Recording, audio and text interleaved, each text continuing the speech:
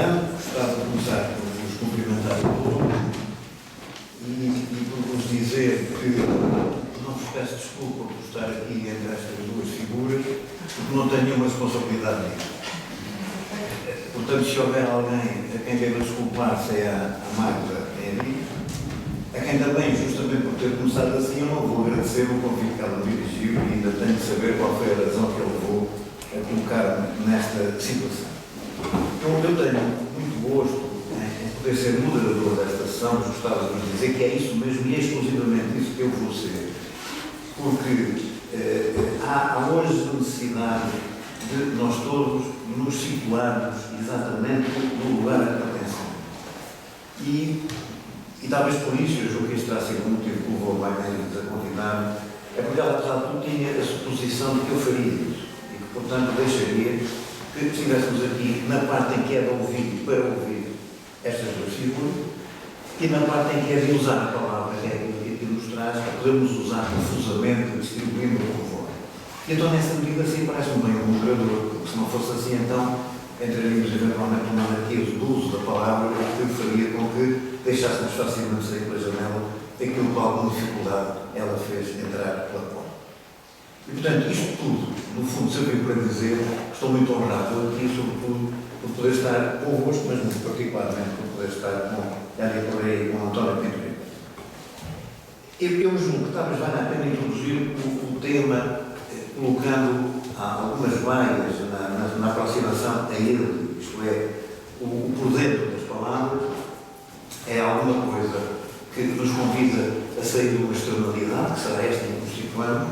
e caminhamos para uma interioridade que nos é proposta pelas palavras, mas sempre com Cicerone. Eu lembro-me sempre, quando se trata de falar de Cicerone, do conto de Kafka, diante da lei, em que o camponês ficava fora, justamente porque ele tinha o dever de levar patências, o meu como guarda, não como Cicerone da lei, e portanto ele acabou de ficar fora. Ora, eu não queria ficar aqui como árbol, fora das palavras, neste trajeto que nós todos queremos fazer para entrar dentro delas, para ser redundância, e portanto, nessa medida,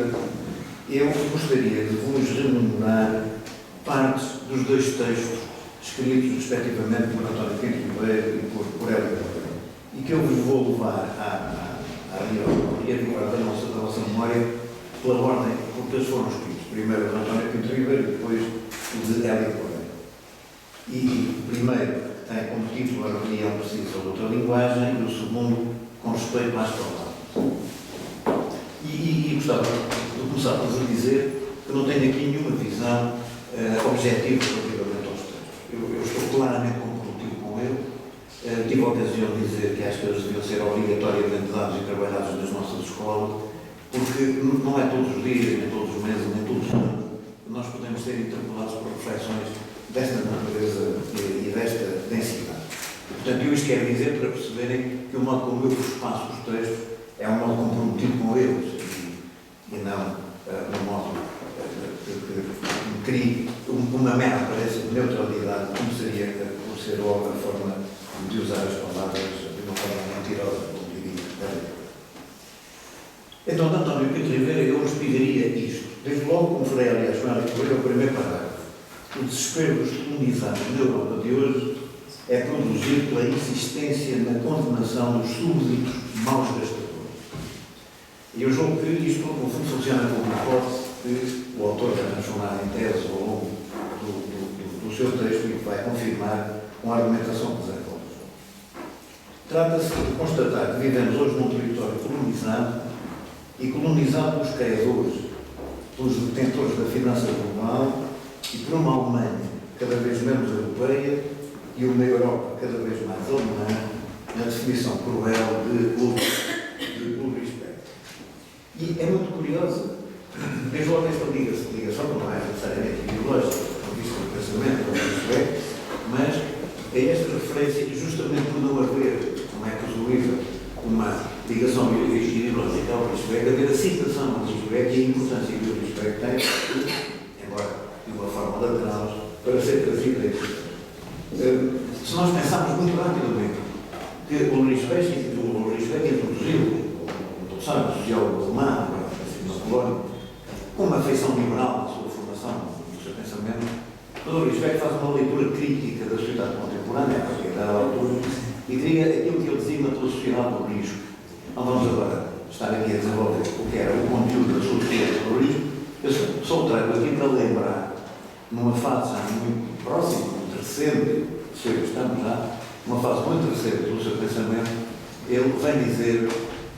que a sociedade do risco já está instalada, não como uma coisa contra a qual nós devemos lutar, mas como alguma coisa que hoje faz parte do nosso ADN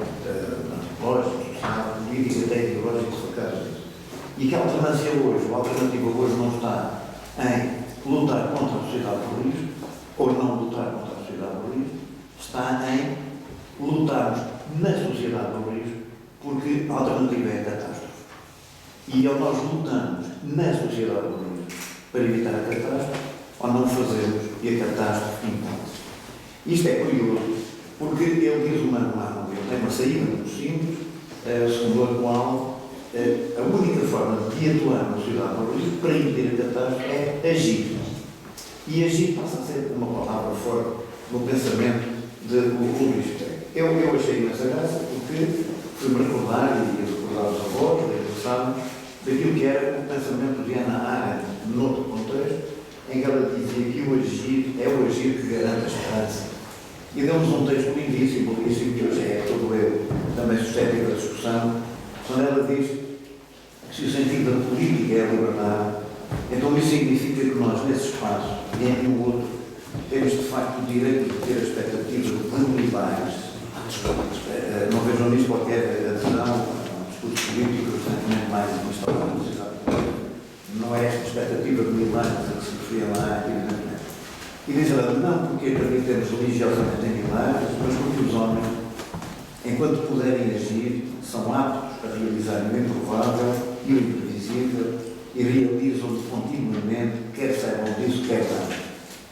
E termina dizendo que a questão de se a política ainda tem de algum modo um sentido remete-nos necessariamente de volta à questão do sentido da política, e isso ocorre exatamente quando ela termina em uma crença dos milagres. E em que outro lugar poderia ela terminar? Evidentemente que esta é uma abordagem simbólica, que não pode ser dita ao pé da letra, mas que de alguma forma nos vem criar aqui um eventual ponto de encontro entre o pensamento do Rispect e o pensamento de Hannah Arendt. Continua António Pinto Ribeiro, salientando, para que não nos esqueçamos, que há a tendência para assentar a responsabilidade do que vai acontecendo nos países do Sul, e dizer que é uma usurpação da sua linguagem comum, que tem como referente o mundo dos factos e dos substantivos, vem tender-se a substituir um vocabulário imposto pelo colonizador. Uma, e só uma determinada forma de enunciar as relações entre o trabalho, a produção, o dinheiro e a distribuição, tornou-se a linguagem hegemónica, excluindo todas as outras linguagens humanas possíveis. Fala-se de economia, da austeridade, do processo de gasto, do luxo, do dispêndio, da contenção, da dívida. E, na introdução relativamente a esta linguagem e à aceitação por parte da comunidade, António Pinto Ribeiro coloca a questão dos média, a cumplicidade dos média, como linguagens da irresponsabilidade que nós vamos acolhendo acriticamente e relativamente às quais importa estar atento. Cita Gramsci, o que parece ser um pouco deslocado, ou próprio o diz, mas chamam exatamente porque muitas vezes hoje é o recurso ao deslocado que nos permite reencontrarmos no tempo histórico em que vivemos. E ele justifica porque cita Gramsci, dizendo porque, como estudioso da linguística, ele tinha consciência da importância decisiva da linguagem como colonizadora ou libertadora. E não deixa de referir antes a expressão que era atribuída, vejam, em 1917, quando ele terá dito odeio a indiferença. E vejam os textos de hoje do Humberto Eco sobre a indiferença, por exemplo, os regimes de facto, como eles chamam. Vejam a interpelação do Papa Francisco, no sentido de termos de lutar contra a globalização da indiferença. E vejam como, por exemplo, hoje, não na literatura colonial a que se referia Gramsci, mas na literatura pós-colonial, nas dificuldades que uma cultura pós-colonial nos coloca hoje, nós acabamos por encontrar praticamente a expressão da atualização do pensamento de Gramsci e a possibilidade, portanto, de trazer aos nossos dias. Depois disto, o maior ato de rebelião hoje é ser capaz de criar uma linguagem que combata a linguagem colonizadora dos vários governantes. E surge como exemplo disso, a manifestação do 15 de setembro em Portugal, que, segundo o autor, aceitou exatamente isso. Depois cita Franz Fanon, e aqui eu devo dizer que não resisto a fazer uma ligeira referência, que provavelmente não entraria nesta apresentação inicial, mas isto das gerações a não passada. E depois nós, com a idade, começamos a encontrar-nos nisto, e há aqui umas fragilidades que todos nós transportamos, e eu acho que nada melhor do que confessá-las publicamente, agora daí depois resulta um grau de desprestígio para cada um de nós. Mas eu lembrei-me, evidentemente, do ar masculino, o aprofundamento que nós fazíamos, e depois o gosto que tínhamos a dizer que todos nós, além do Franz Fanon, diríamos o Roberto Nemi, portanto, o colonizador, o escritor que está colonizado, e isto está aqui muito para aqueles que são um pouco mais velhotes, encontram aqui o espalho também para perceberem que ainda têm